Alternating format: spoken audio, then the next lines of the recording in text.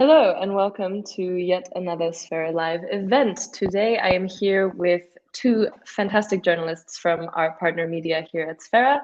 We have Tadeusz Michrowski from Outriders and Martina Pirro from Cafebabel.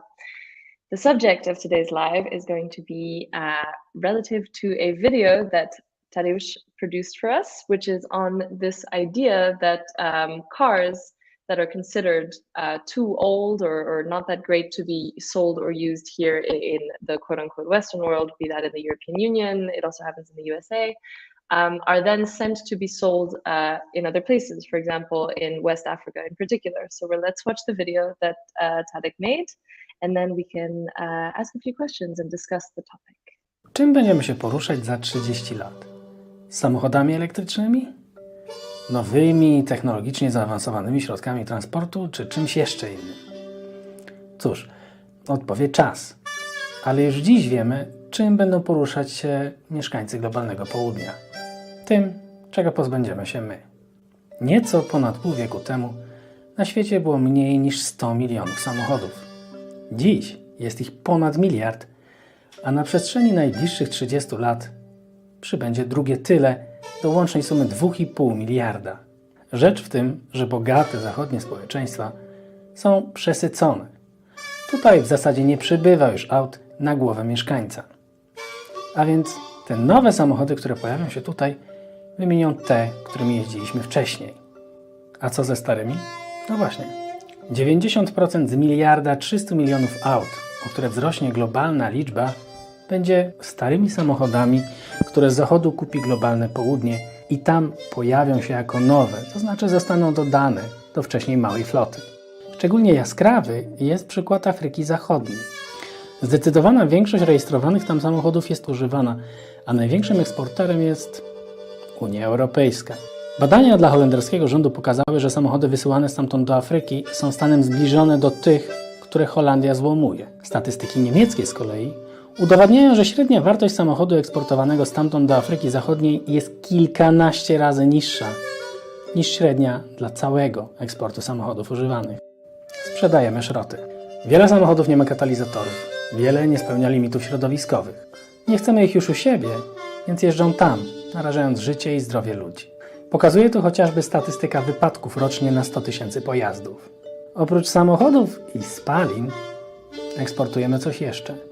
Nakładany przez Unię Europejską obowiązek bezpiecznego dla środowiska demontażu pojazdu. Kraje Afryki Zachodniej nie mają do tego nawet infrastruktury. Oczywiście samochody są tam potrzebne i chętnie kupowane. I niełatwo środowiskowymi wartościami walczyć z rynkową potrzebą. Ale coś musi tu nie grać. A dowodem na to jest fakt, że samochody z Europy osiągają w Afryce Zachodniej nawet czterokrotność ceny, którą sprzedawca uzyskałby u nas. Great, exciting. I really enjoyed that video. I think the first reaction that I had when watching it was mainly sort of a vindication of something that I say quite often, which is that it's not always necessarily a consumer choice thing that's going to save the planet or save the world. It's this idea as well that we need to responsibilize what is being sold and how it's being sold, because needs have to be met no matter what. Let's say the need for a car for transportation, and you cannot always pinpoint the blame on individual choices to make a certain purchase. So I liked that it's a good topic to dive into from that perspective. But first, if you could both briefly introduce yourselves, say a little bit about who you are and what you do, I think we'll let the audience get to know you. Tadek, do you want to start? Or No. I'll go? I go first. Okay. I am Martina Di Pirro. I work at Babel International. I'm editorial coordinator both of Sphera and Cafebabel, which is a pan-European magazine written in 6 languages, exactly like Sphera. And here I am. Okay, so my turn now. My name is Tadeusz Michrowski. I am a reporter at Outriders, and I also managed and still am managing a Sphera project here from our side. And one little note, it's also that this video we've seen is kind of a material that it's accompanying a big piece that was written by me and very much and very deeply researched.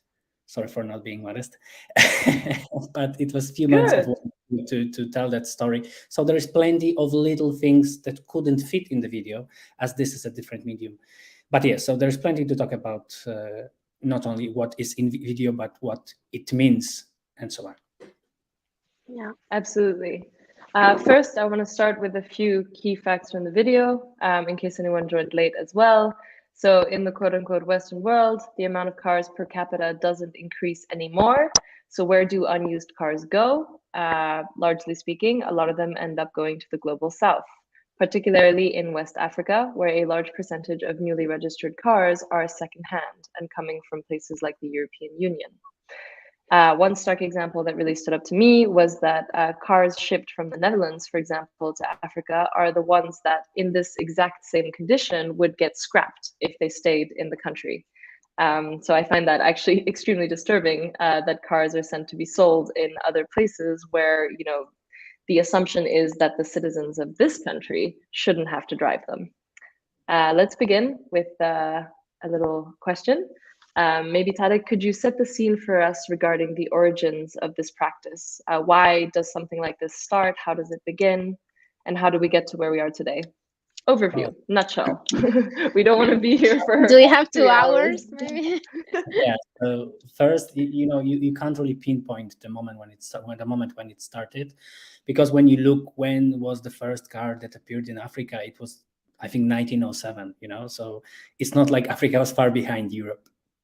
But what we are mainly talking about is, from my perspective, because it's always something that we'll probably discuss, is that between 1970s and 1980s, what happened was a big economic crisis in Western Africa, especially in Nigeria and Ghana, that was connected to energy and oil crisis. And what happened was that up until that moment, both of those countries had kind of public transportation that worked, at least Ghana, and manufacturing of cars in those countries, like Nigeria. I think there was a Peugeot factory there that was creating some cars for the local market, and enough of them. Then all of that was flashed by that crisis. And together with that, what happened was the liberalization of trade. From one point, it started to be easier to travel, especially as the continent started to, especially this part between Western Africa and Europe, started to settle down a bit in terms of politics. And the second, the price of sea freight started to get lower. So two things started to happen. First, in the 80s, what happened was that a lot of people decided, and I personally talked to people like that who, let's say, drove 20, 30 cars over the years to African countries. And what they did is they took a car from France, Germany, or somewhere in Europe, and they decided to go, I don't know, to Nigeria, Ghana, and sell it there, not as a trade itself, but as an idea to pay for the trip.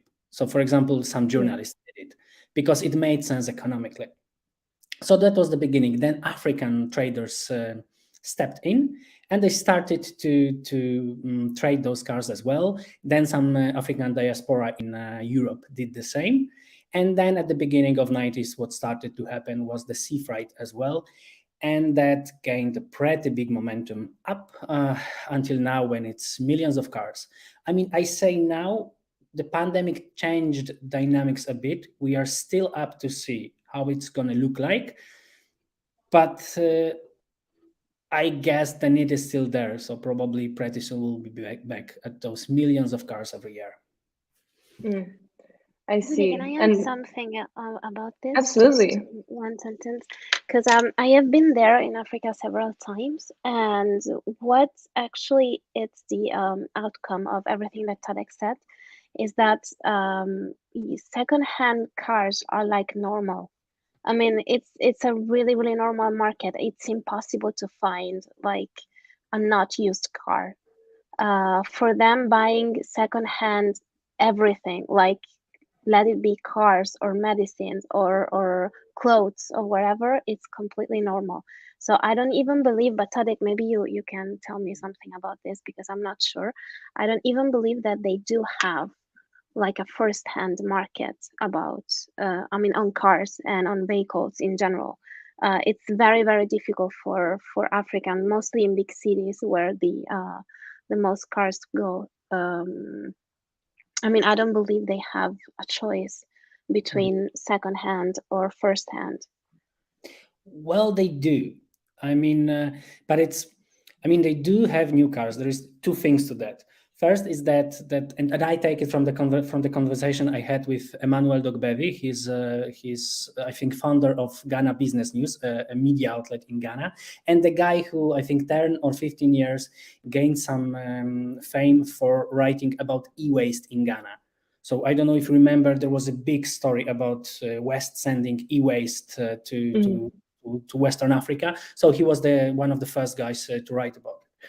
So the first thing that he told me was that the whole concept of new in Western Africa is a bit problematic, because the parts that are sold used from Africa, or cars that are sold used from Europe, or sold used from Europe, are often called new.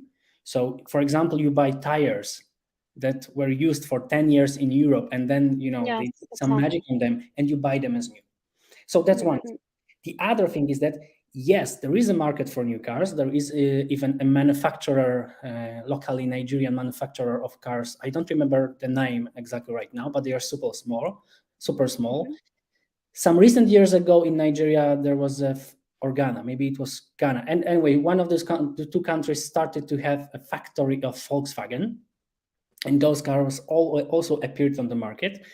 So this starts to appear, but then again, there is an ongoing discussion about the taxation rate.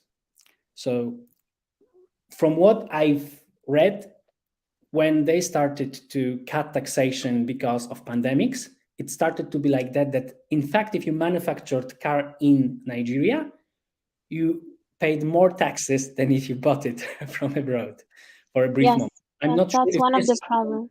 If this is now even if the value of the car is then increasing more than it would ever be worth, it's still somehow is cheaper than the. I'm talking about the percentage. So let's say that if you manufacture a car, you pay bigger tax. Yeah, kind of balance itself. It Right. depends. Yeah, and also the workforce. I mean, there's a lot of people working behind the second-hand car markets. So it's a huge thing to dismantle right now. And I guess it's a big lobby group as well, because it's a lot of money involved, and it's a lot not only of Europeans involved. Of course, yes. The Western world is like the one gaining the most. So. Yeah, understandably, I think that is a huge motivator behind these kinds of exports that seem to be unfairly motivated. Can you tell us, before we dive in a little bit deeper into kind of policies and legacies and colonialism and all these kinds of things, can you tell us just a little bit more about the dangers of this practice of outsourcing old vehicles and the problems that it can bring from a health and safety perspective to the people who then will drive them out of largely necessity?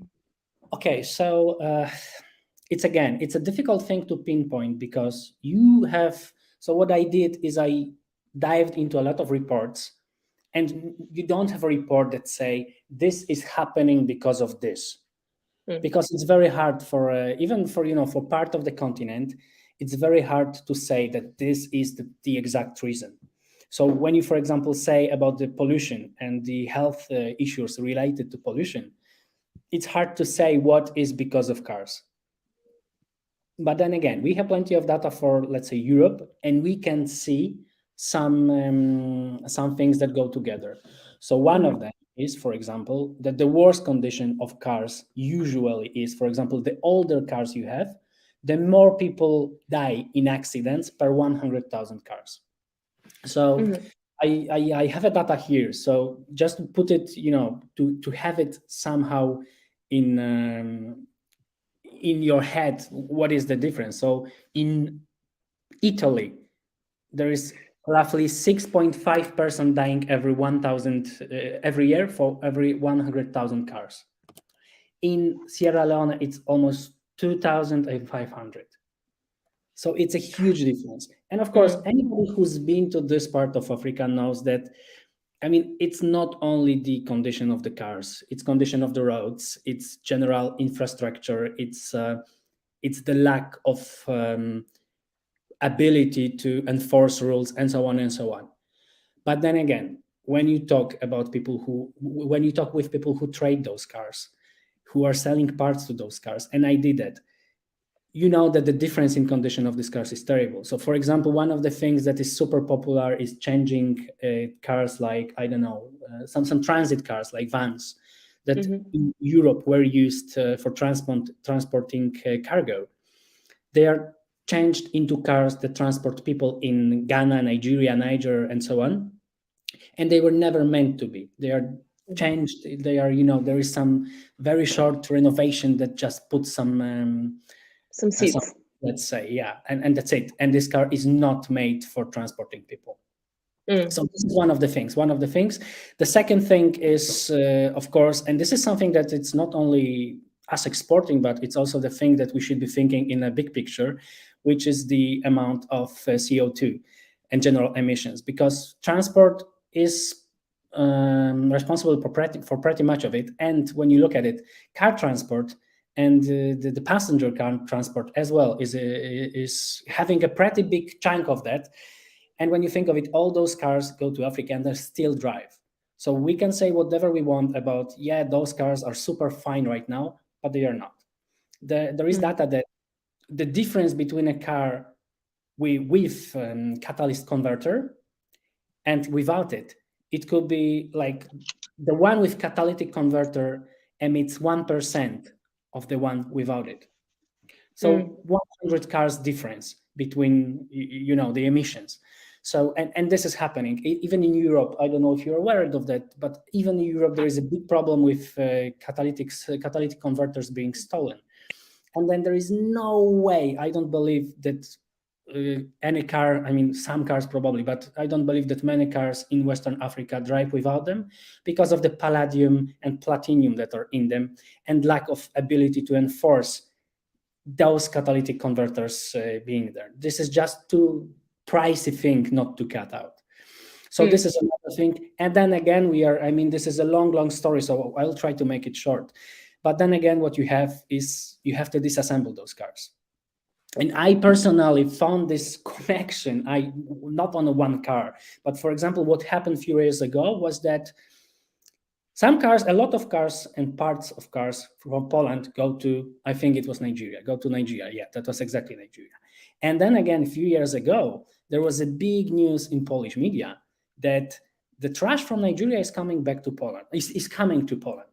So I did a little investigation on that, and it turns out that it was the batteries, the lead batteries from the cars that were among those trash that came to Poland. So this car made this whole trip to Nigeria and some of these parts back to Poland, and it's crazy. But at the same time, it makes sense because in Poland there are facilities that are able to recycle those things safely. In Nigeria, in Western Africa, you don't have them. So what happens, there is plenty of research on that as well. What happens is that there is a lot of kids who are working in recycling of those batteries. And I found aggregated research of, I think, 20 or 30 research, all of them showing from Senegal, from Ghana to Nigeria, all of them showing that lead poison of children had something to do with those batteries being recycled there without proper conditions. And this is not going to change pretty soon. This is the last sentence, I promise. But Tadek, can I ask you something? I don't want to. But this whole scenario that you are describing basically makes me think that there are no controls. Basically, how can this whole thing happen without nobody controlling this? No border controls, no nothing. It is controlled. That's the thing, but it's super hard. So. It's so many things I can tell you. So, for example, catalytic converters. I was very interested. How is it possible that cars without catalytic converters get there? So there are two possibilities. First is that they don't go there as cars; they go there as cargo. So they are sent just as a bulk of cargo, and then nobody checks if this is an exported vehicle. But even if that doesn't happen, there is a problem with guard control not being able to tell exactly how the catalytic converter in a specific car looks like.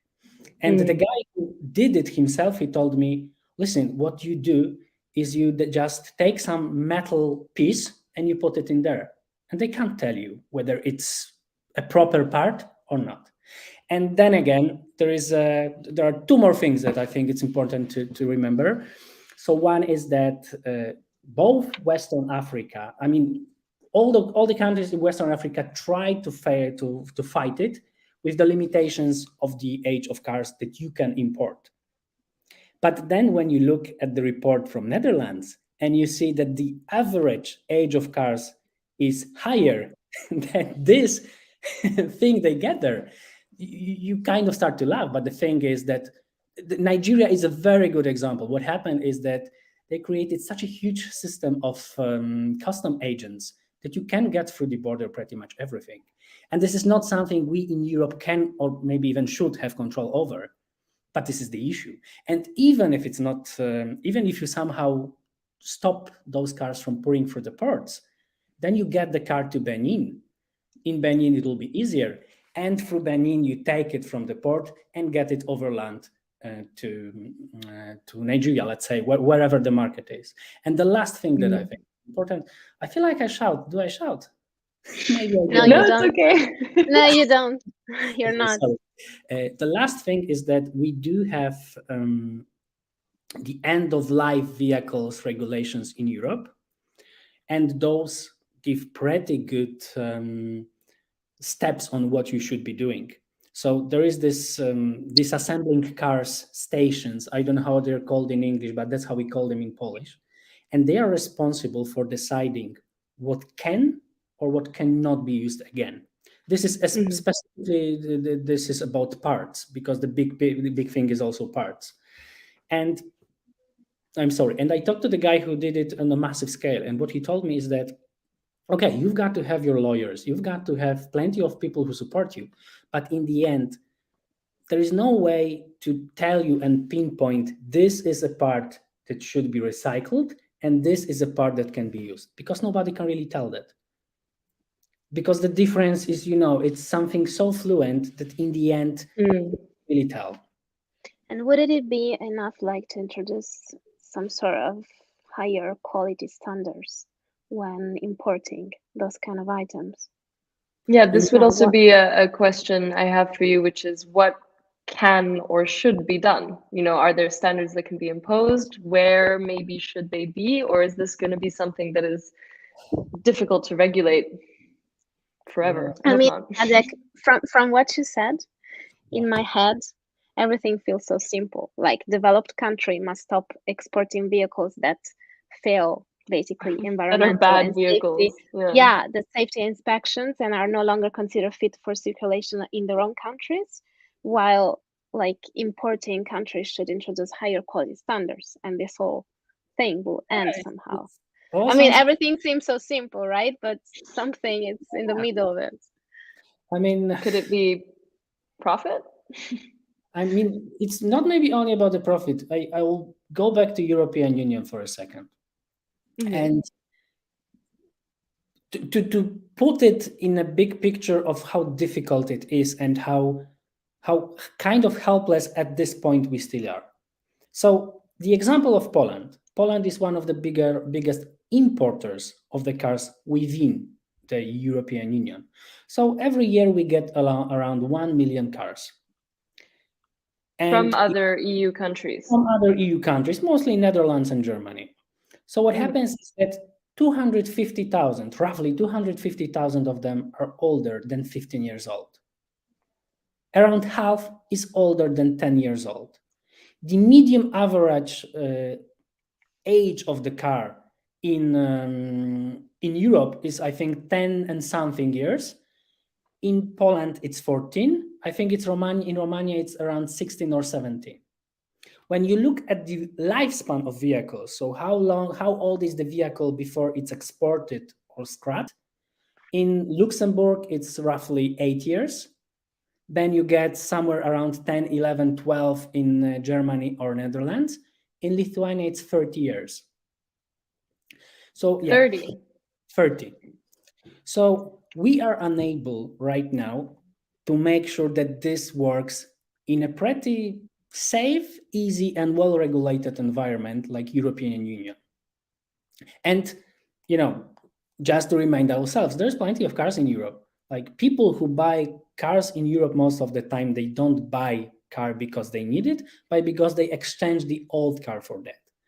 And I will go back to these numbers that this movie started with. So we have around 860 cars per 1,000 people in USA, around 560 cars per 1,000 people in European Union, and like 20 in Niger, 50-something, 60-something in Nigeria and Ghana. And the last time the USA had less than 20 countries per 1,000 people, it was 1917. It was First World War. So, oh gosh, Right. the market there is and will be huge, and somebody has to step in. And there's always this problem with, okay, how do we control it? Because if we stop to sell those cars, they will gather from Japan, from USA, from somewhere else. It's not like there are no other places with cars in the world. So I don't know the solution. I love solutions journalism. This is not about solutions because I can't tell. But hey, at the same time, cool thing about being a journalist is that sometimes you can just tell, hey, this is not working correctly. yeah, Please, or at least saying that there's a problem. I mean, I don't know how many people are reporting. aware of. That is very Yeah. Sorry, continue. No, I was definitely not aware of this. I was aware of this problem not from a specific car's perspective, but I was more aware of the general export of maybe stuff that goes into landfills and that kind of stuff to African countries, as well as I've read a few stories now on generally defective products from quite well-known companies being sent to actually be sold as if they were normal products in various African countries. So I was aware of that, but I had no idea that cars were so heavily involved in this kind of big continental trade that we've created. And what I want to ask you, in your opinion, to both of you actually, is what kind of a role does colonialism and its legacy play in this setup? I mean, is this just basically the inevitable conclusion of countries grabbing powers for themselves and trying to keep everyone, a little bit more behind? I mean, we are in a sense limiting access to new technologies all the time, and these conversations are happening all across the media sphere. I mean, if we just have to think about vaccine patents, right? There's a little bit of this is mine and I don't want to let you be on the same playing field as me. And then to what extent is it also about capitalism and profit over human lives? So big question. I'll let you think on it maybe. Get back to me with your thoughts because I'd really like to hear them. Would you like to start, Martina? I don't want to. I am afraid that I would be on this matter. Actually, I'm a bit ideologist. I don't know if you say it in English properly. So I don't want to sound.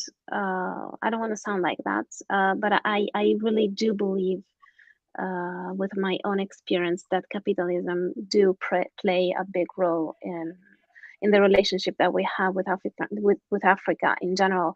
First of all, we tend to think about Africa as a whole. But instead it is not. It's a lot of different countries with a different culture in it, but capitalism is actually one of the common things that they have, which is not good, I think. And it's a kind of behavior. I mean, we always have considered Africa as a rubbish dump or something like that. We send them like secondhand cars, secondhand medicine, secondhand clothes.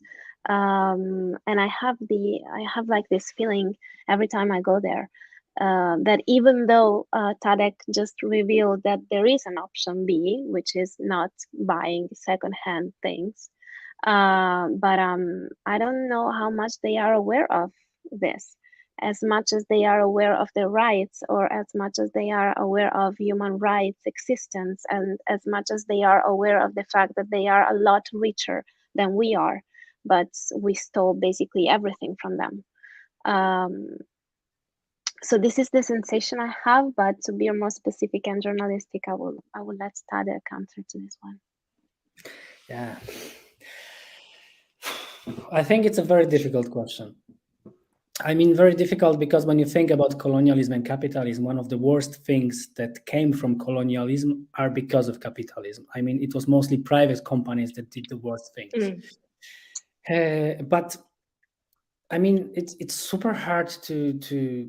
It's a very wide question, and I think I'd like to try to narrow things down. And one of the things that came from this conversation with Emmanuel, but also with other people, I talked to a lot of people who live in various Western African countries, and Doc Bevi said something like this: "This is a need-created situation."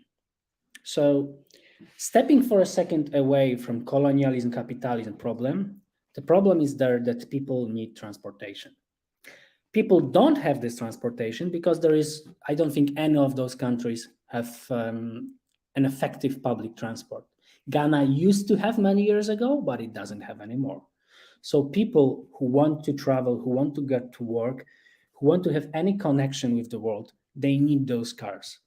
And no matter what happens, they have to get them. I mean, either we'll build a metro line all over Ghana. I mean, either the Ghanaian government or Nigerian government or Sierra Leone government will do that, or this is not going to change.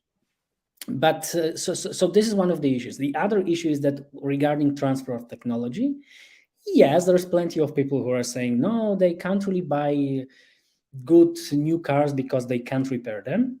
To those people, I say, look at Senegal, because what Senegal did is they have one of the most modern fleets in Western Africa, because they imposed those laws about the age of cars pretty early. And what happened is that they had to learn to repair cars.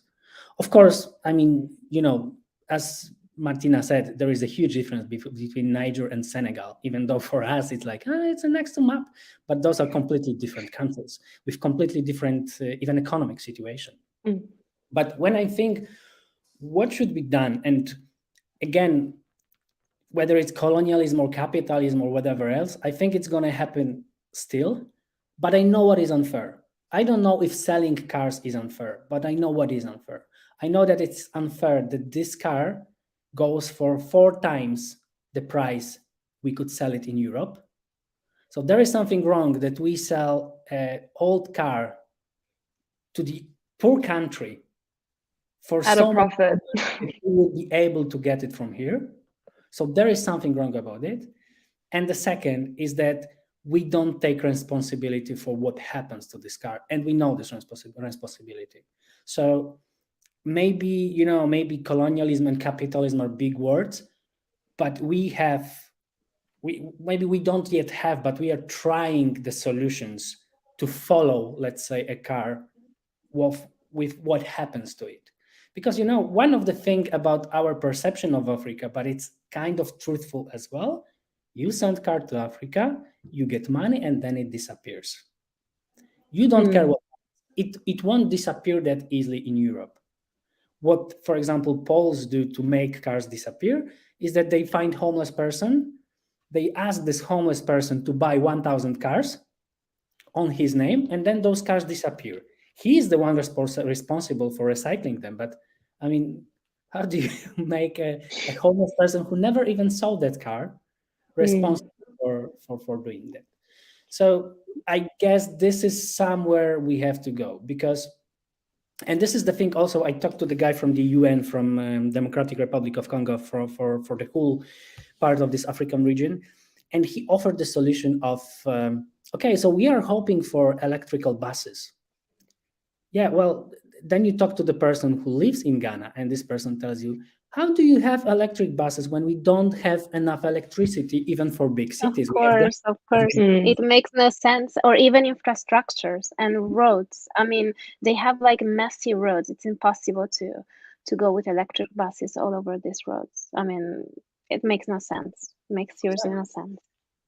The thing I would think about in the context of colonialism is about finding solutions, because I feel that we are in this moment when the difference of force and economies is so huge that Ghana or even Nigeria would have it very hard to defend themselves from it.